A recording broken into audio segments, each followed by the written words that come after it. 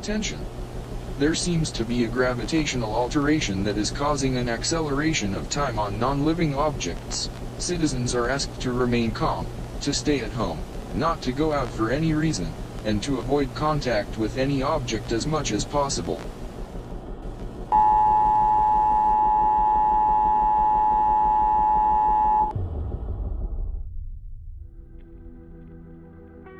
The horror of JoJo's Bizarre Adventure. It's a topic that I've touched on before, especially when it comes to the villains, because Hirohiko Araki loves bringing in horror elements when it comes to his antagonists in order to ratchet up the tension and really hammer home his overall theme of human perseverance. But he doesn't just simply do this by making his villains simple, over-the-top horror movie monsters. No.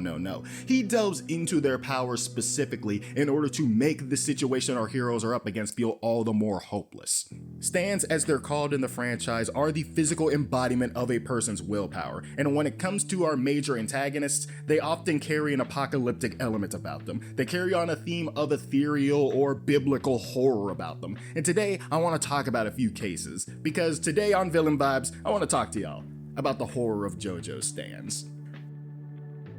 Part 3, Stardust Crusaders, being the first part to introduce stands properly, really gets up and running and showing us just how batshit insane this power system can get as we see our heroes run through the people of Dio's cult. Whether it be Death 13 taking us on a Nightmare on Elm Street style joyride, Ebony Devil going full Chucky the Killer Doll on Polnareff out of Vengeance, or the Hanged Man reminding us all to look out for the man in the mirror. The stands that make up Dio's cult are otherworldly and are to be feared. But it isn't until we get to the end where we get a true masterclass in terror with Dio and Vanilla Ice. Enemy stands are often introduced as otherworldly menaces, and that is maximized when we get introduced to Vanilla Ice's Cream, a living void that out of nowhere consumes everything in its path. No warning, no sign, your friend is just gone, and all you see is arms in a bloody mist where he used to be. You have no idea what happened or how. All you know is that you are fighting a living black hole. An impossible task, but one that needs to be done. And if you somehow make it past Cream, you come face to face with the world itself. The power to bring time to an absolute stop. Dio has the flow of time in the palm of his hand. Mere seconds to us can be however long he wants it to be. The very laws of physics themselves are now Dio's to command. And that is a level of terror that cannot be matched as our heroes desperately try to figure out what is happening, what are the limitations of his power, and how do they even survive for more than a second. It's Dio's world, and he's just allowing us all to live in it. Fast forwarding to part 5, Golden Wind, I could talk about Chocolata, the serial killer doctor with the ability to mass decay an entire city with his stand Green Day, but I want to talk about the boss above him and the mafioso. I want to talk about Diavolo and his stand King Crimson. Imagine for a moment that you could control fate itself, that you could see everything that was going to happen to you, and you could simply skip over it. That is what King Crimson is. Everything our heroes try to do to stop him, they're always doomed to fail. They can shoot at him, and yet nothing happens. They remember firing the bullets, they see the gun is smoking, and yet Diavolo is still standing there. No bullet holes in him. He's just simply standing there. Diavolo takes control of fate itself and uses it as a key to set himself free. Diavolo's goal has always been to defy fate. He knows the life that he has lived and the death that is eventually coming for him. He knows that one day, death will try to take him, and so he will do whatever it takes to avoid such a fate. To King Crimson, the rules of life and death no longer matter to him, as now he can simply rewrite the chain of cause and effect. There is an existential dread with King Crimson, because how do you fight somebody who knows what's going to happen to him and knows how to skip it? How do you go up against that? All of a sudden, everything you try to do is simply skipped over. It has no effect. It's worthless. You cannot fight against fate. King Crimson laughs at us, because as we go through the motions of our daily lives having no control over anything, he has found a way to surpass it and jump off the predestined path. Or so he thought. Weirdly enough, fate has always been a theme throughout the horror of JoJo's, whether it be the fated battle between Jonathan and Dio that created the Joestar's curse in the first place, or Diavolo being cast down to an eternal punishment of deaths for the crime of defying fate itself. Fate has always been a part of the JoJo's franchise, and no more is it exemplified than in Part 6, Stone Ocean, with Father Pucci.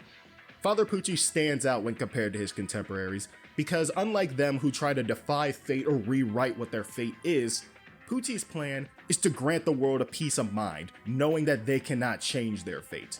He wishes to create a heaven on earth where everybody knows their destiny and can cope with it. He brings this blessing through his stand made in heaven, his gift to the world, accelerating time, causing an apocalyptic collapse of everything as the timeline completely resets back to the beginning. And by doing so, everyone's suffering will have been made for a purpose. Everybody will know where their journeys will end, and so they'll be able to cope with their destiny. You cannot try and defy fate. All you can do is accept the way things are and get at peace with it. Pucci's stand is the answer to everything the previous villains have been trying to defy. You cannot stop time. What's already in motion will stay in motion. You cannot skip time. The end comes for you no matter how much you try to avoid it. And all you can do is make peace with that. The end of everything was predestined, and there is no outrunning it or preventing it. No matter how hard our heroes fight, death comes all the same. As days turn into moments, years pass by like seconds, all leading to the collapse of everything, and suddenly, everything makes more sense.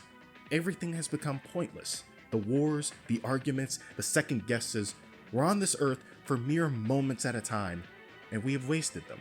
In the face of the apocalypse, people can become their true selves, to feel free for a moment and make peace with themselves, to tell the people they love how much they care about them, to say the things they should have always said, but always thought they had more time. This is the heaven that Pucci wished to grant the world. Araki creates these situations of sheer hopelessness, of cosmic indifference and destruction of an apocalyptic level in order to create an environment to showcase human perseverance. Because in the face of an unavoidable end, our Joestars will always find a way to carry on the fight, to find hope in a hopeless situation. If not for them, then for the people who will carry on the fight when they fall. In a horror story, hope must always survive, because that's how humans persevere. That's how we carry on. Hope must always survive, because that's how we survive. And that is the beauty of horror in JoJo's. I hope y'all enjoyed the video today, folks, and if you did, be sure to hit that like button and hit that sub button down below to check out more of my stuff. And I want to say thank y'all, because we hit 2,000 subscribers here on YouTube. I'm pretty sure by the time this video goes up. If I'm wrong, subscribe. We're very close, but subscribe, please. I need this. I need this.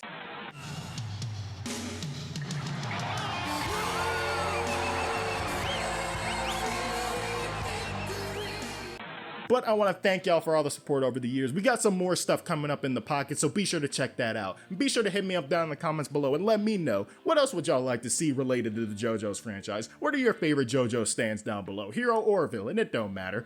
But for now, I must bid you all adieu. So goodbye, good night, Sage out.